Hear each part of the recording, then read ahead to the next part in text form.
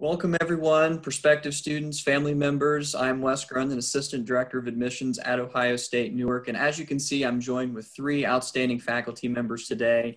And they're here to share a little bit more about some of the academics we have on campus and the opportunities that you have as a student, both inside and outside the classroom. These are questions that we always hear from students and family members, and we're so happy to have them here today with us to answer those. So I am going to go around and introduce each of you, and we will start with Dr. Nathaniel Swigger. We're happy to have him today. He is an Associate Professor of Political Science. We also have Dr. Osman Turkman, Associate Professor of Statistics. And last but not least, we have Dr. Dan Keller, Associate Professor of English. Thank you all for joining me today. Happy to be here. Glad to be here. Great. Thank you for stopping by. And as you know, those introductions of each of you were very brief and don't do any of you justice for the things that you're doing on our campus. And so my first question for each of you will be just to share a bit more about your role as a faculty member and some of your research interests that you have. And we will start with you, Dr. Swigger. I'm an associate professor of political science. So on campus, I teach classes related to American government, to voters and election, and political psychology. Which is also my primary research area. I study political psychology and public opinion with an emphasis on issues related to gender identity and partisan bias. Okay, thank you, Dr. Swigger. And to you, Dr. Turkman. I'm an associate professor of statistics, and I am teaching elementary statistics classes at Newark campus. My research lies in two different areas. One of them is, I'll try to explain them with fewest possible technical terms. One of them is statistical methods dealing with outliers and robust estimation. So from basic statistics classes, we know that, for instance, average or mean is sensitive to extreme values. And this idea can be extended to other statistical models and estimators as well. So my research in this area is developing some statistical procedures that are not sensitive to those kind of observations and also identifying them. Secondly, I am also working on statistical genetics. So I am working on, again, developing statistical methods that can identify regions on the genome that can cause some certain diseases, for instance. Yeah. Okay, great. Thank you, Dr. Turkman. And you, Dr. Keller. So I'm an associate professor of English. So I teach a range of courses in the English department, from the first year writing class, the first year comp class that a lot of students take, to classes on business writing, to classes on how we read and write with different media. So there are classes on like social media rhetoric. There's a class on history and theories of writing, where we look at how writing technologies have changed over time and the influence those changes have had. And some of that ties into my research interests. So my main focus of research is on how people read across different media platforms. How do they adapt to new media? And that interest has turned lately toward misinformation and fake news, and how people find and recognize reliable information, which has some relevance in the world. Yeah, definitely does, as Dr. Swigger is indicating. Thank you, Dr. Keller. And so students, you can see that we do have a wealth of knowledge here in different subject areas, but I do want to transition to a question I'm sure a lot of you have heard before, and that is, what is that difference inside the college classroom versus the high school classroom? And I think, again, we'll start with you, Dr. Swigger. So I always think the biggest difference between college and high school is that we expect more, like more of everything.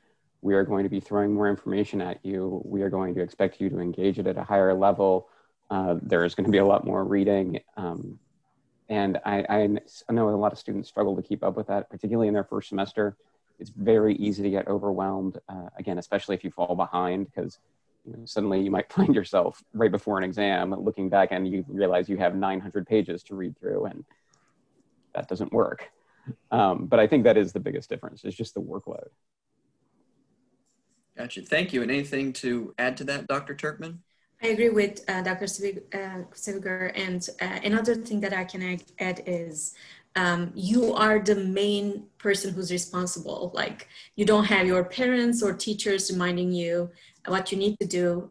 So you need to do what you need to do and accept the consequences. So I think this is one of the other differences between high school and college education. So I'm hearing much more reading, of course, having greater responsibility. Anything else you would like to add to that, Dr. Keller? Yeah, I agree completely with what they said. And I guess to add to it, in high school, you're there every day and you often have your teachers reminding you what to do every day. In college, you might see your teacher twice a week. You might see like your English teacher twice a week.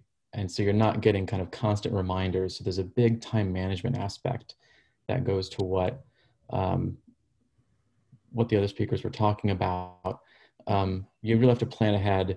You have to have a calendar and know when things are due.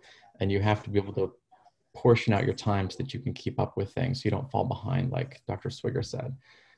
So yeah, that really is the biggest difference.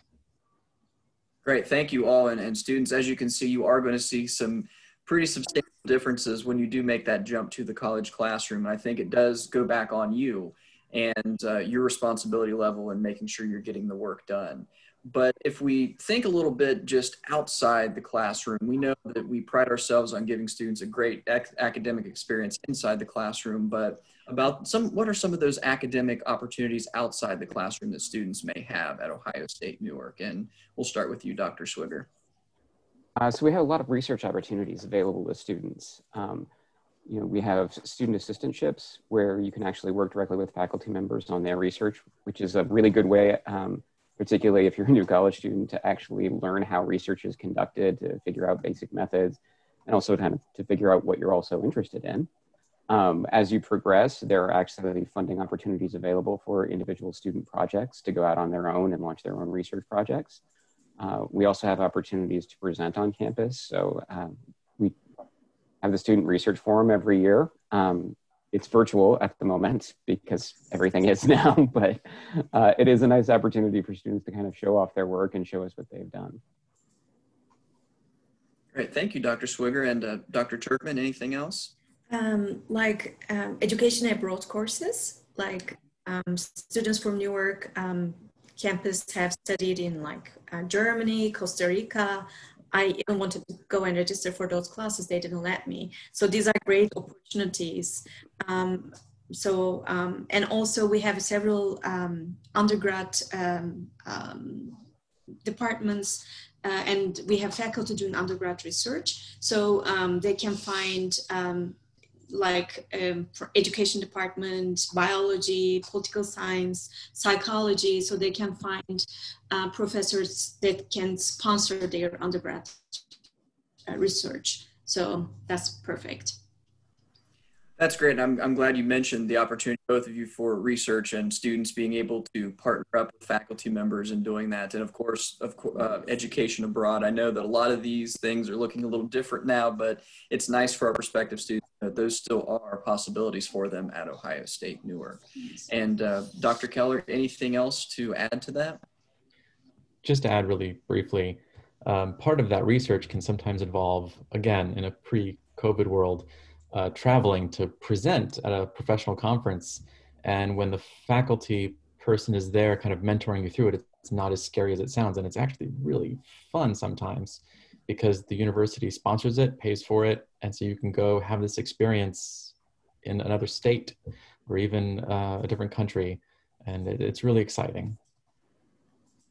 That is excellent. I'm glad that each of you did touch on the research component because that actually leads to a question that I have for you, Dr. Swigger. I know you've done a lot of the research forums at Ohio State Newark and you've worked with students in their research as well. And that is something that we pride ourselves on, that at Ohio State Newark, literally in your first semester, your freshman year, you can seek out a faculty member and start research. And so for you, Dr. Swigger, can you just speak a little bit more to that and maybe share with us some different projects and research opportunities that you've worked on with students?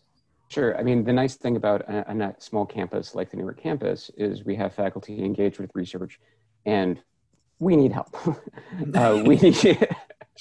we need research assistants to do these things with us. So there are always faculty who are looking to work with people.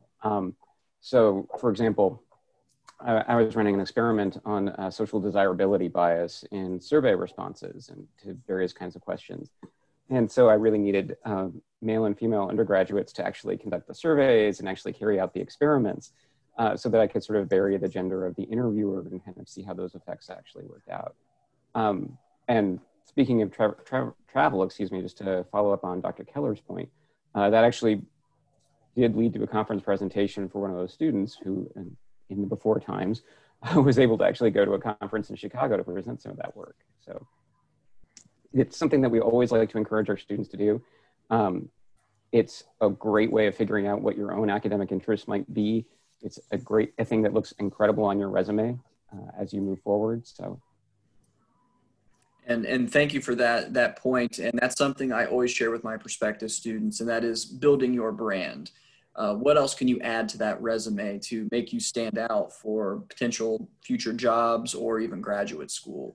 And as you can hear from not only Dr. Swigert, but all of our faculty members that are here today, that you do have those opportunities. Now, one thing I would also like to address is kind of the elephant in the room. We've alluded to it a little bit already, and that is COVID-19. And we know it's changed and impacted everything we're doing academically at Ohio State Newark. And I'm going to ask both Dr. Keller and Dr. Turkman. We'll start with you, Dr. Keller, but how has COVID-19 impacted your teaching, and what does your classroom component look like now for students? That's a complicated question because I don't just think about the students in the room or the students online in my class now. I think about the fact that they're probably having a variety of classroom or school experiences right now. You know, a year or two ago, I could assume that all of my students were in classrooms, or just about. But now I'm teaching one class as hybrid where I'm in the classroom 1 day a week, but then I also have another class that's totally online on Zoom. And for both of those, I keep thinking about how those students might have Zoom classes, they might have totally asynchronous classes, they might have in-person classes. And so for the students, it might be a wide range of experiences. So where if they log into Carmen, it might look really different from class to class.